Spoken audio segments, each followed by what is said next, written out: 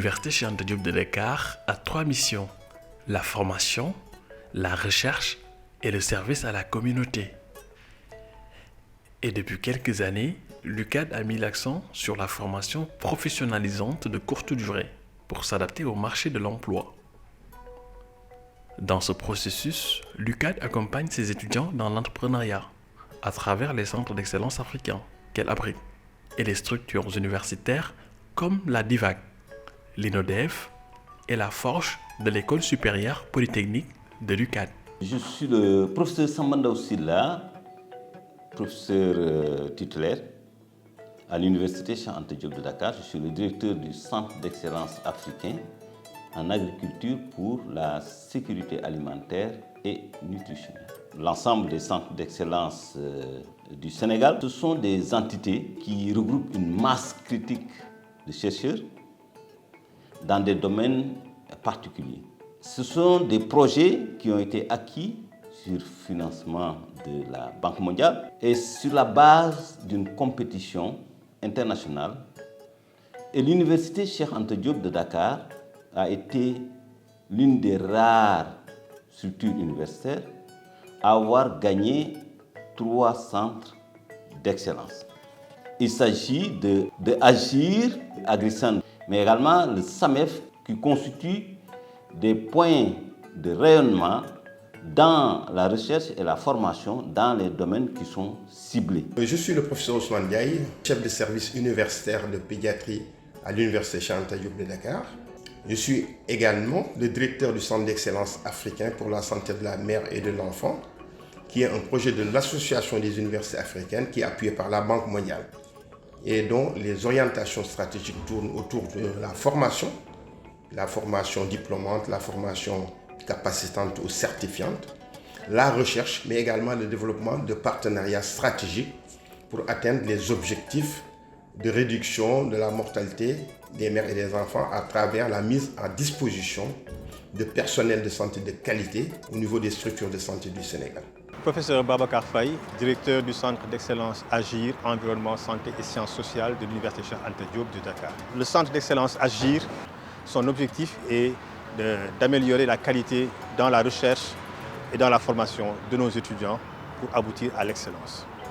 Il s'agit d'un centre qui travaille dans 3 domaines: l'environnement, la santé et les sciences sociales. Dans la philosophie de la banque et même de notre pays et de nos institutions, il était important de travailler sur les possibilités de pérennisation, sur un plan de pérennisation de ces centres, parce qu'il n'est pas question qu'après, avec tout le travail qui a été effectué, tous les fondamentaux qui ont été posés, qui sont positifs pour notre système d'éducation et notre système de santé, que ces centres disparaissent comme ça.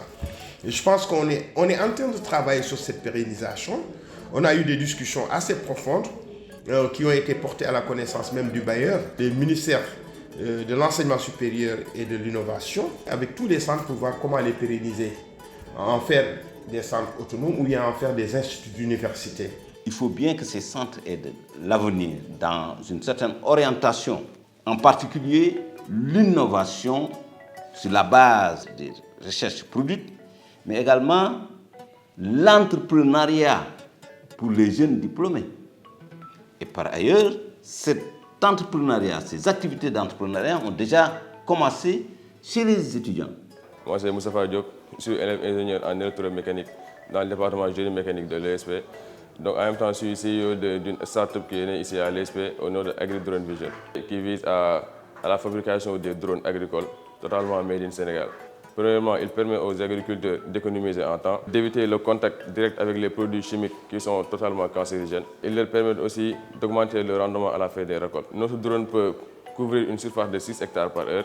Aussi, il a une capacité de réservoir de 10 litres et aussi une autonomie de 15 minutes. Donc, pour la première fois, il fallait faire du R&D, c'est-à-dire de la recherche et développement, et que nous savons tous que cette partie consomme beaucoup d'argent. Mais là, actuellement, le coût est un peu réduit, parce qu'on peut dire que la majeure partie des composants sont réalisés ici au Sénégal. On peut avoir un nouveau prototype avec une capacité qui est supérieure à 20 litres ou bien même 30 litres et aller en compétition avec les drones qui existent actuellement dans le monde. Nous avons une équipe qui est assez solide, qui pourra essayer de gérer et trouver des solutions. Donc, quand nous avons des soucis sur notre business model, nous nous orientons au niveau de la forge de l'ESP afin de mieux modéliser notre business model et que la start-up puisse un peu décoller. Voilà. La faculté des sciences fait de moi une bonne productrice agricole et la DIVAC m'accompagne dans le processus entrepreneurial. Je suis Ndeye Aïda Fall, la porteuse du projet Sunu Fraise. L'idée de Sunu Fraise nous vient du fait que 40% de la population sénégalaise ne savent pas que le pays est producteur. 70% de ceux qui savent n'ont pas accès à la fraise. Moi, je suis de Dakar, ce qui fait que je n'ai pas hérité de terre dans la région. Et aussi, je n'ai pas les moyens pour le moment d'en acheter. Nous avons posté une demande de partenariat financier et technique sur LinkedIn et Pape Masso Guindiaye de Al Muntaza Agro nous a répondu, ce qui fait qu'aujourd'hui, nous sommes dans son exploitation à Mbut, derrière Bambilor. Et nous voilà pour notre 3e saison de production avec 12 000 pieds de fraises. La demande est actuellement estimée à 2 000 tonnes et nous produisons 12 tonnes. Chaque semaine, nous produisons environ 80 kg destinés à la consommation directe et à la transformation. Actuellement, pour élargir notre production, nous avons besoin de 2 serres de 200 mètres carrés équipées de systèmes de culture en étage et d'une serre de 80 mètres carrés pour mieux contourer la pépinière. Je m'appelle Cheikh Anta Diagne, je suis étudiant à l'université Cheikh Anta Diop de Dakar.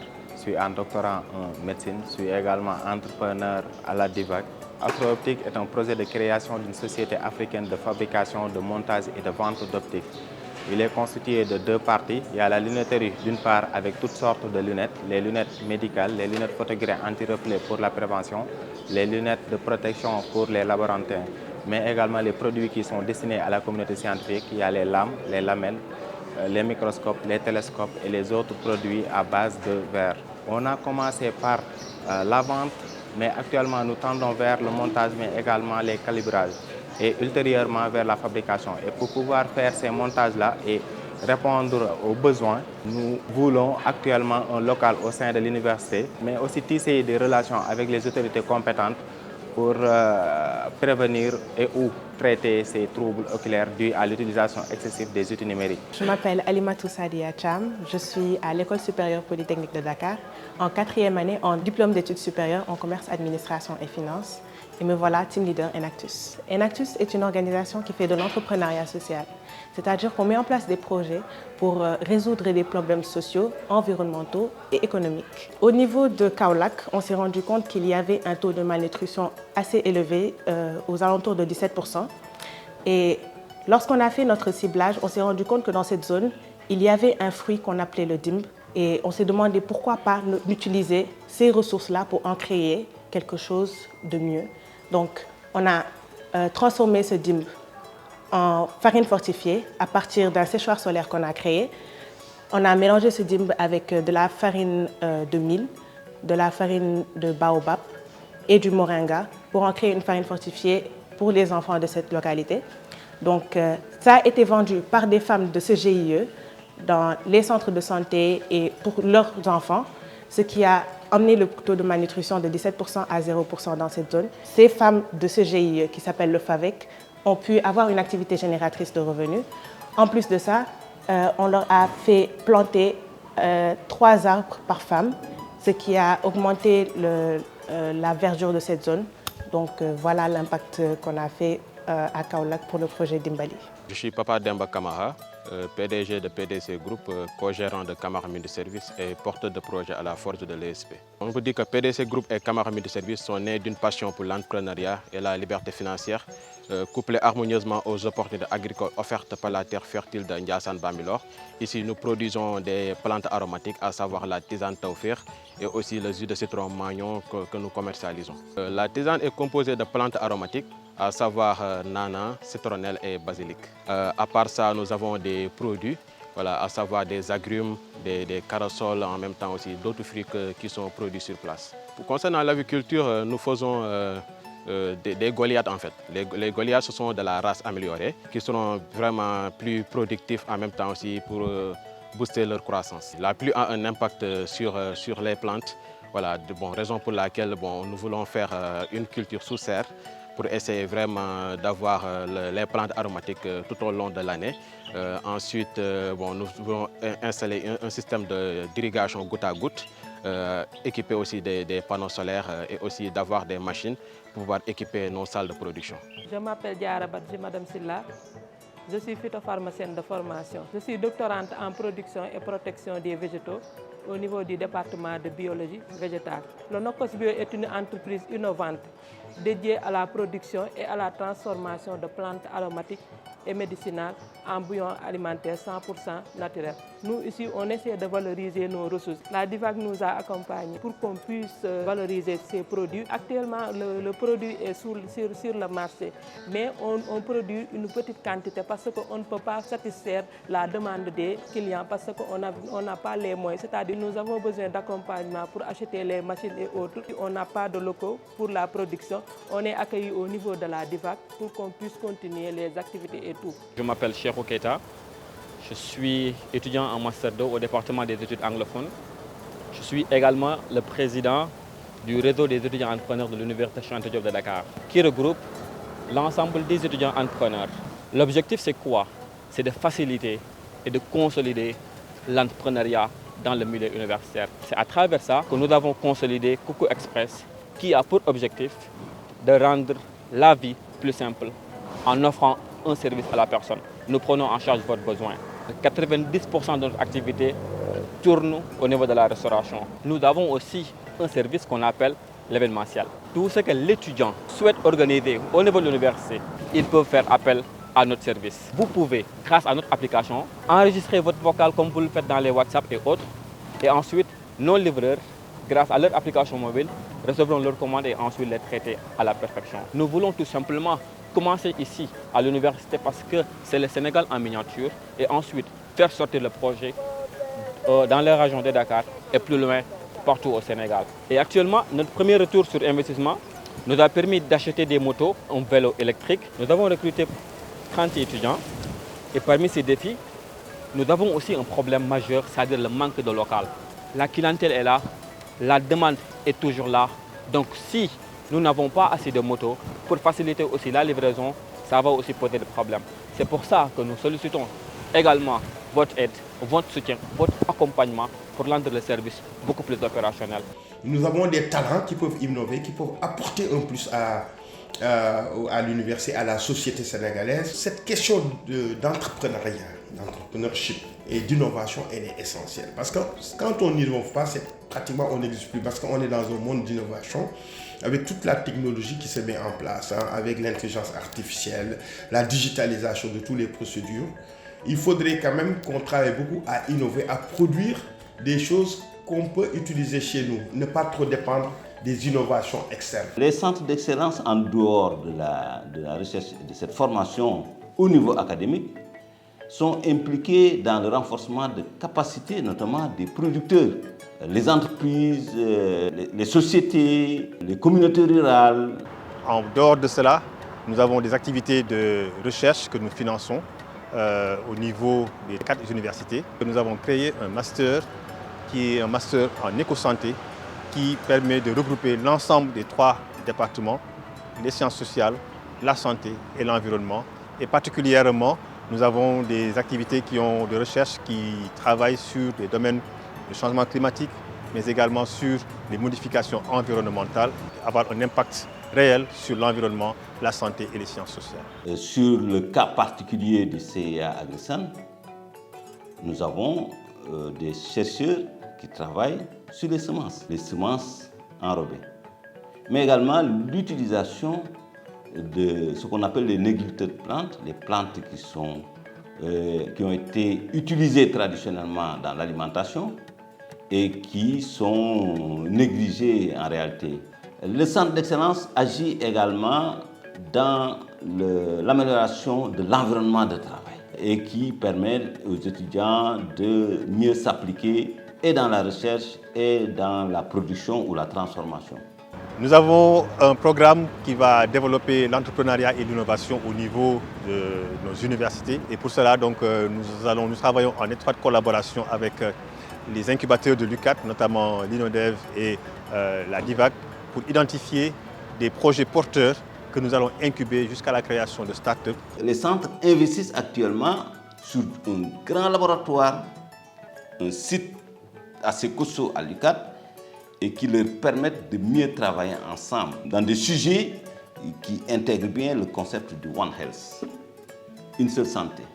La santé des plantes, la santé de l'environnement, la santé des hommes et des animaux. Pour moi, ce salon permet de rendre visibles les centres d'excellence, mais de démontrer également que ces deux questions-là sont des questions essentielles. La mission principale de l'université, c'est le service à la communauté. Et c'est pour ça que nous faisons de la formation. C'est pour ça que nous cherchons à acquérir des connaissances pour aller régler les contraintes de cette communauté. Il faut saluer les expositions parce que nous avons de jeunes talents, des entreprises qui ont montré leurs produits. Également, le développement surtout des jeunes. Les jeunes, dans nos sociétés, souvent, sont considérés comme des problèmes. Alors qu'en réalité, les jeunes ne sont pas des problèmes. C'est juste des ressources à développer. Il faut leur montrer la voie.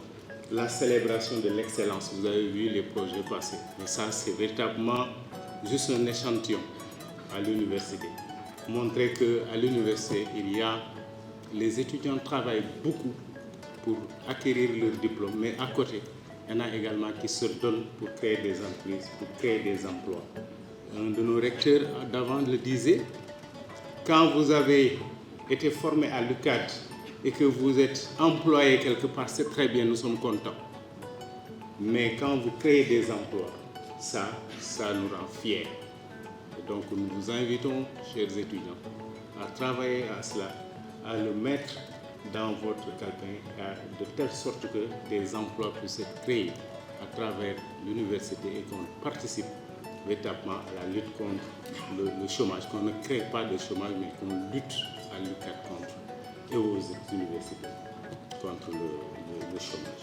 En ma qualité de directeur par intérim de l'Université de Dakar, je voudrais saluer les actions de la Banque mondiale dans la mobilisation de ressources additionnelles et l'accompagnement technique aux universités africaines dans le financement des 4 secteurs d'excellence africains au Sénégal. La Banque a ainsi créé des conditions propices pour le renforcement de nos capacités institutionnelles de recherche et de formation à la recherche. Son engagement a également favorisé des coopérations scientifiques nationales, régionales et internationales. Chers étudiants, jeunes chercheurs et entrepreneurs, cette semaine est une opportunité de mettre en lumière les projets à forte valeur ajoutée qui émergent de notre écosystème scientifique. Elle doit témoigner de nos capacités à relever les défis du développement durable, de la transformation numérique et de l'inclusion sociale. Vous devez être les acteurs des mutations de notre société. Qu'il s'agisse de la transition énergétique, de la santé, de l'agriculture, de l'éducation ou de l'intelligence artificielle. Mesdames et messieurs, au cours de ces journées, il s'agira ainsi de partager des connaissances et des compétences. Et je ne saurais terminer sans exprimer ma gratitude au directeur des centres d'excellence, Babacar Faye, professeur Babacar Faye, professeur Ousmane Ndiaye et professeur Samba Ndaw Sylla, que je demande d'applaudir. Vous me permettrez d'adresser mes sincères remerciements à l'ensemble des institutions partenaires, aux membres des comités scientifiques et aux collectifs des étudiants qui ont activement contribué à l'organisation de cet événement majeur d'agenda scientifique de l'Université de Dakar. Nous lançons un appel aux bailleurs et à l'État d'appuyer les formations et la recherche avec une orientation vers l'innovation qui peut renforcer l'entreprise et de pousser les étudiants, les jeunes diplômés, à aller vers l'auto-emploi.